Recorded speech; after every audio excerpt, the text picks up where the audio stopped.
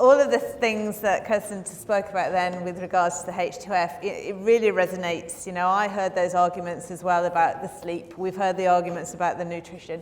And the one thing that they did say about the sleep on the symposium, and I totally get that everyone in that room, was a big room, was drinking the Kool-Aid, was about how important it was for the away game, as they called it. So, you know, when we're talking about the sleep, we have to talk about how we make sure that it's banked, or what, you know, we've got good practices or whatever it happens to be for deployment or for exercise or whatever it happens to be. So that's a really important thing, that actually, you know, sleep in barracks is one thing, but we have to make sure that how do we prepare for those times when we won't have sleep. The speaker I have now, I wanted to have a keynote speaker for this. I think it's really important to have, you know, we've all come together with a common purpose, but the lived experience, I think, is really powerful. And with the theme, particularly with implementing HP in practice, I wanted someone who could sort of share that experience, and particularly off the back of the RCDBS recommendations as well. So I actually came across Sarah, who's going to come and speak to us today, and I actually went to hear her speak up in Canberra. And the story that she has to tell is a real living embodiment of you know, where things have gone right, where things have gone wrong, and where you can turn that around by using those 5 pillars that Kirsten was talking about before. So I'm going to read your bio, Sarah, because I think it's really important to get this correct. So Sarah served in the Australian Army from 1997 to 2015 in the Australian Intelligence Corps. Various postings at the strategic level, which included international intelligence analysis during a 7-month deployment in Iraq. In 2015, Sarah was medically retired from the Army following a diagnosis of PTSD and depression, which led to a challenging period of healing and personal growth.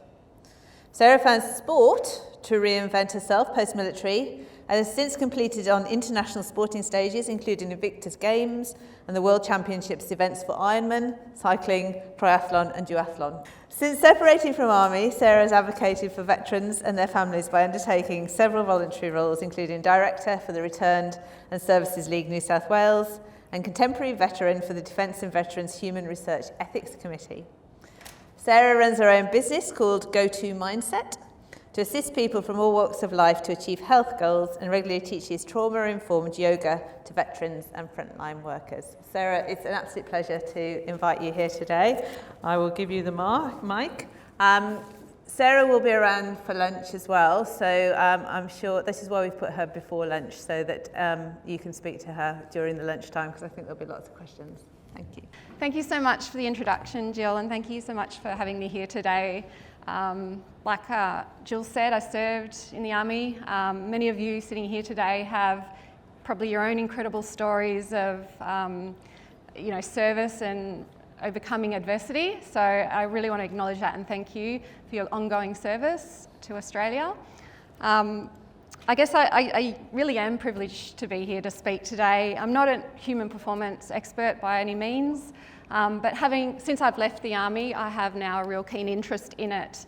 I really didn't have any desire or plans to separate from Army when I did. It was a decision made for me, given a diagnosis that I, obviously was given post-service in Iraq. And the system at the time really wasn't mature enough or set up to rehabilitate individuals like me, to retain me and maybe reskill me into some other field. Once I was put on medication, I lost my clearance, I was downgraded, and that was the end. I guess having had spent over half my life in the military at that point and it abruptly coming to an end, I really hadn't considered what next. And I'd had sort of wrapped my whole identity up in who I was in uniform, my role, and that left a massive void once I left as well. So I guess it was a real struggle, and I will go into that today about how this unexpected journey of departure from the military led to a keen personal interest and now professional interest in human performance. And I hope what I can share today about my own experiences will aid this discussion overall in human performance in Army and the wider ADF. Like I said, I'll share a little bit about my my personal sort of struggles with mental health that led me from feeling like a complete failure and riddled with shame from basically failing in my career and my future aspirations within the service, to living out a lifelong dream of representing my country in sport and triathlon in particular. Every single discipline from Ironman right down to sprint distance triathlon. And actually a month ago I became world champion in the sport of duathlon for my age group, winning up there in Townsville, which was quite a highlight.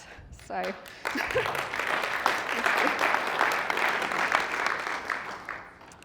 All right, so young Sarah, 18-year-old. My father brought brochures home, lived near Canberra, yes, ADFA. Dad brought brochures home for this place I'd never heard of really. I wasn't really interested in joining the military at that stage. But as Dad put it, well, you've got to pay your own way through uni, so you may as well go to ADFA. So at age 18, off I went into the military and getting my university paid for, which was a double tick for a father and an accountant, so that was great. My older brother had left to join the Army to Kapuka 2 years prior to that, before himself serving over 20 years in the Australian Army. And we both actually served here at Holsworthy Barracks in 2001. I was a brand new lieutenant and he was a couple-year-old private, and I remember a story of him coming up to the bays where I was at 145 Signal Squadron. I'd left my lights on, he'd seen that I left my lights on, came up to the bays to tell me, but didn't salute me, so I got an arse tearing from my OC for my brother not saluting me, so anyway. But it was still kind of a good feeling.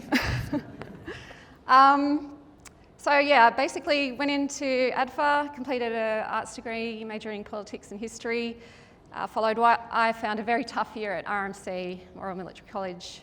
Not only because of the pressure from the endless exams, field exercises, assessments, but also because of a traumatic event that happened to me in RMC lines that I've only really started to unpack and process, which has led me into providing a submission to the Royal Commission into Veteran and Defence and Veteran Suicide.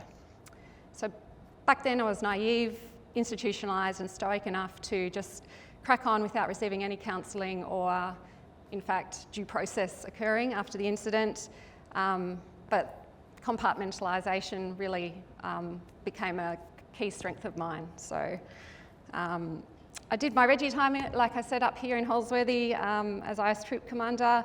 My whole troop were males and over half of them were older than me with families, so it was a real steep learning curve coming from a sort of 4 years in training to dealing with real life soldier issues, and at a time when 9/11 occurred and I was starting to ready troops to deploy to Afghanistan to support Special Forces soldiers. Yeah, that was, needless to say, a really great first posting in Army, and what I joined for, right? We started to become operationalised again. I had some really, I didn't mention also I did my Combat Fitness Leaders course here, and I have to say it's so lovely to see some of the PTIs that, you're not in this picture, Simon, but that sort of instigated this passion behind fitness for me. I completed the Combat Fitness Leader, I think I was the only officer on the course back in 2001, but it did give me the foundations to have a knowledge around safe programming for unit PT and with a lens of rehabbing those who are undergoing injuries through the unit. So that sort of ignited a little bit of a passion in me about sport, fitness and sensible programming. So I thought I'd just share that picture. I don't know if there's anyone in the room in that photo. Yeah, so like I said, I had some great and exciting jobs throughout my 20s, including posted to S2 Cell in Headquarters 3 Brigade was when I really got into my intelligence role. I had to do the Reggie training signals first. Obviously the operational tempo was no joke with Timor, Solis, Afghanistan, and my role was to basically in the int cell brief and prepare all the battle groups and battalions rotating through the various deployments. Also got to play Army rugby, and I think Yay, Leah, she's my little rugby buddy. I haven't seen her for 20-something years, but we played rugby together for Army and then selected for ASRU, which saw me bulk up. She said, what happened? Wait, what? So I was a little bit chunkier and tougher when I was playing Army rugby. But obviously did sustain a fair few injuries, concussions, ankle tears, knee and reconstructive shoulder surgery. All injuries I'm still really managing well, into my late 40s, and as you can see, I'm still doing things that I would never have even imagined possible when I was even in service, representing my country in triathlon. So a real highlight for me as a junior officer was completing the long course in French at School of Langs, which then led me on a path down to signals intelligence, specialising in that field, which led me on to posting to what was then DSD, now ASD in Canberra. So from that role, I deployed for 7 months to US Air Force Base in southern Iraq as a DSD-LO for the Overwatch Battle Group Rotation 2. And it wasn't an easy role. I was literally one of 2 people with the access to top secret raw intelligence feeds coming in.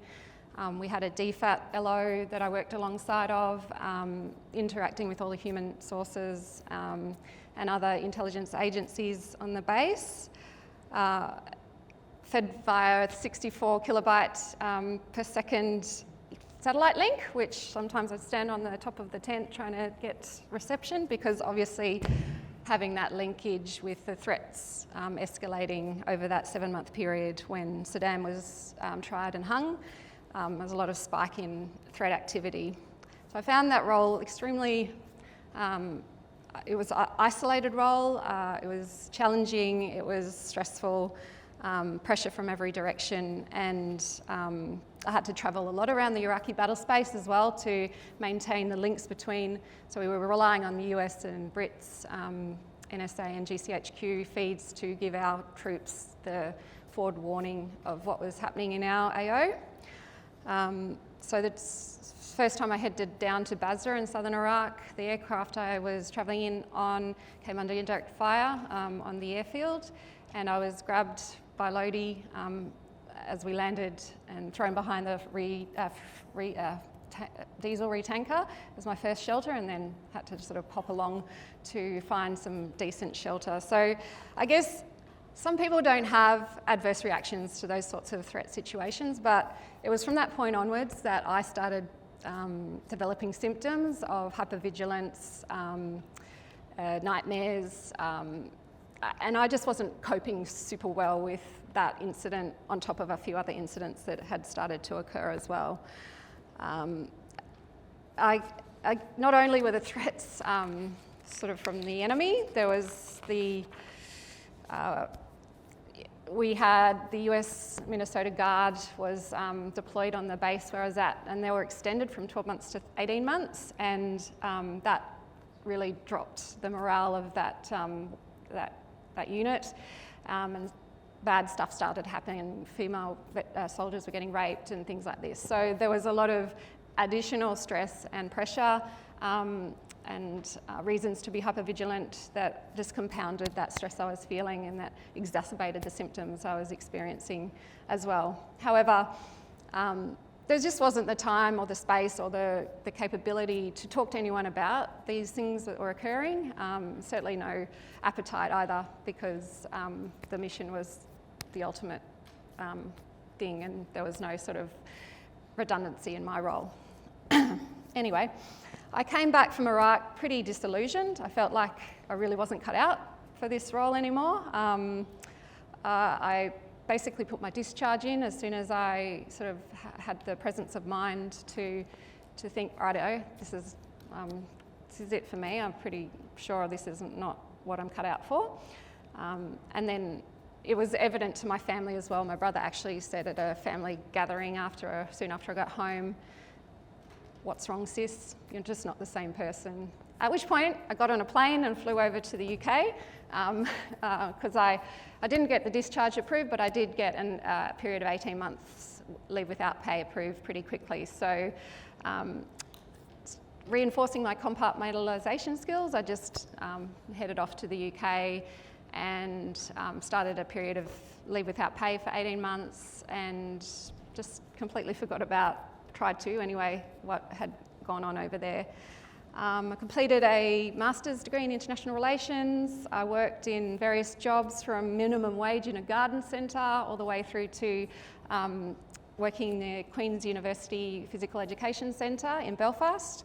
I'd met a POM, we got engaged, he was posted to Belfast. That's how I got into the sort of the Queen's University PE Centre, which I started to upskill my other interests in fitness, doing various courses, Cert 3, Cert 4 in fitness and things like that. But I had successfully run away from my problems and not really dealt with the issue at heart.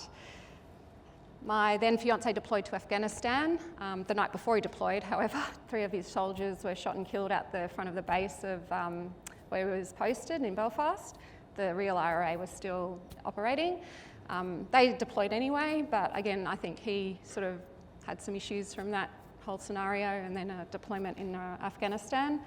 I moved back to Australia at that point and I went back into the military. I needed a job to pay for an impending wedding. And so I returned to the 1st Intelligence Battalion in Canberra as in this, what does now not exist, I'm pretty sure, 3 intelligence company to do domestic security counterintelligence work.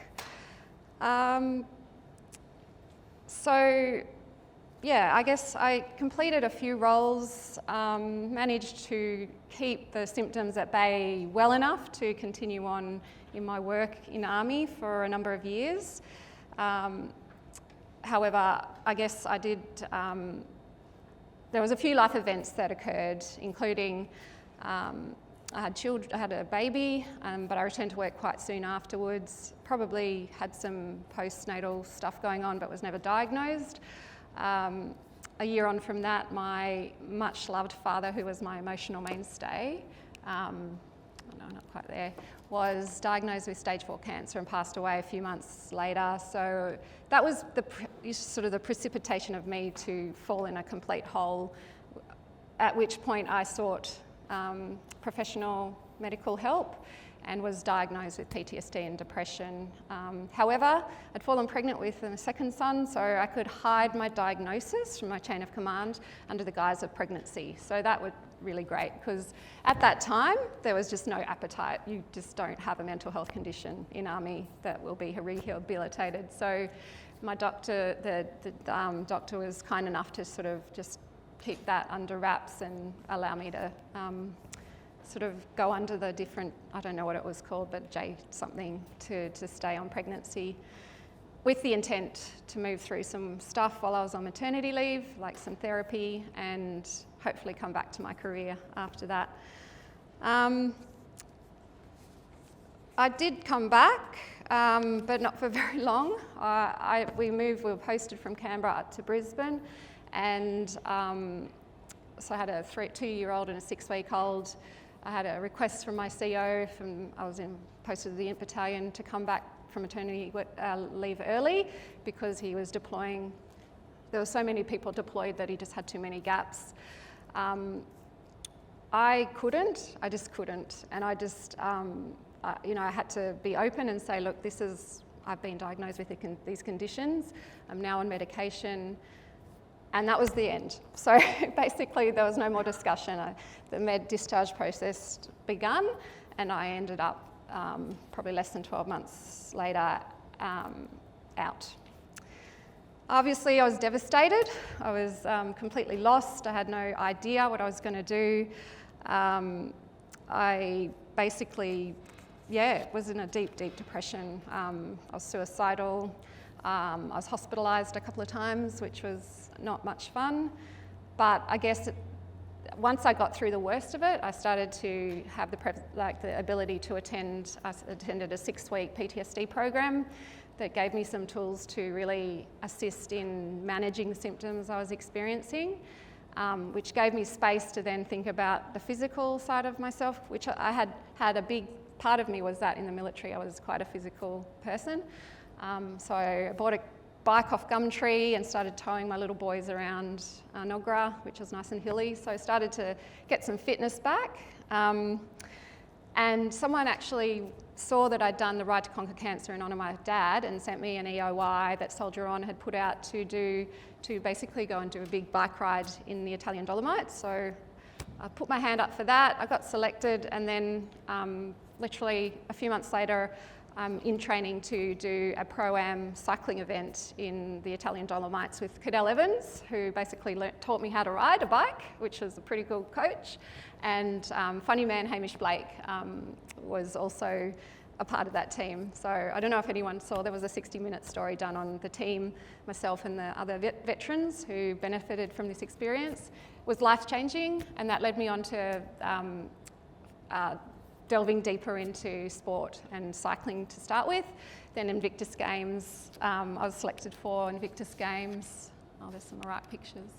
And that's when my story started to change. I started to realise actually I can do some things. I've got some natural talent here with some programming, some nutrition, with some good wraparound sort of support in human performance. I have this capacity to go and do something else. That Invictus Games that led on to, like I said, in getting into triathlon. Where I competed on many international sporting stages since. And I also started to talk about, I was now out there as someone who's got a mental health condition, so I may as well just keep talking about it, because the more we talk about it, we reduce the stigma around it, hopefully. And so, I started talking to different audiences. I started to volunteer my time in different ESOs, I did my yoga teacher trainer in trauma-informed yoga. I've taught to over 1,000 veterans and current serving people in the last couple of years of trauma-informed yoga. I've done rides to remember my mate Adam Dunbar, who was also an INT Corps officer, took his life in 2017 due to his own PTSD struggles. I'm now on the board of directors for RSL New South Wales, and I've got some of my colleagues here today from the Sport and Rec program who are doing some great work in supporting veterans out of service to remain in that sort of mindset of focus on fitness and health and good options for health. So what else? I've sort of gone way off my talking notes, telling you a story. And 2 years ago, I think, 2 and a bit years ago, I set up my own business called Good to Go Mindset. Basically, I have had a coach for the last few years who tailored a program for me to get to the results I've got. So I started thinking I could do the same for others. And so I've, over the past 2.5 years, have been coaching about 30 to 40 individuals towards their goals. Mostly have a long, like an endurance goal, which I can relate to and use my own experience in helping tailor programs for that. Coaching someone for SVET, they want to, their ultimate goal is to pass selection. So that's been thank you, that was an amazing presentation that's going to help me to help him with his training. But all sorts of people I've coached, from cancer survivors who are going, through rehab, who want to get fit again, but mainly people focusing on endurance.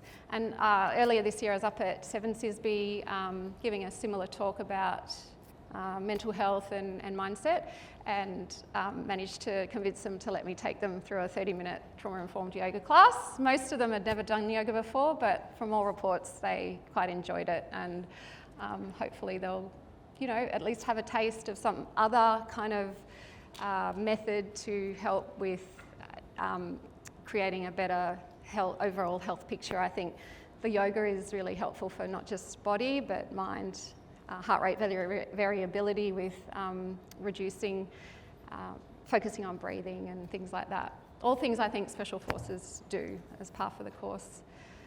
I guess since I left military, I have had a number of paid and unpaid roles. Like I said, my last sort of gig has been my own little business, which I still have. But about 8 weeks ago, I also commenced a role in Department of Veteran Affairs. Given a passion of mine is supporting veterans, I thought, well, what an opportunity with the Royal Commission recommendations being handed down to get involved in the actual execution and delivery on what the government has, or the Royal Commission has recommended that ADF primarily and DVA do to help our current serving and veterans live the best lives they can and have the best experience they can in and out of service. So that's where I am. I've landed under an amazing boss who's ex-Army, Mark Brewer. I don't know if any of you have served with him. He is just as passionate about me as ensuring veterans and current serving and veterans have the best support in place from a cradle to grave approach. And I think that this opportunity with the Royal Commission for ADF and DVA to work closer in the space, particularly in transition, we have this great opportunity to have a great life, not just in service, but when you all ultimately leave the service. I guess I will maybe wrap it up there, noting it's 1 minute to lunchtime and we know how important nutrition is, so I don't want to stand in your way of fueling your bodies. So any questions, please, and I'm more than happy to talk offline, or you can contact me at all, anywhere. I don't know this individual. He's a US veteran, Afghanistan veteran who has used yoga. I just follow him on Instagram and he inspires me. But yeah, just a really nice photo to sort of emphasise, despite what happens to us, there's always a way to continue to grow and evolve and achieve the things that you want to achieve in life.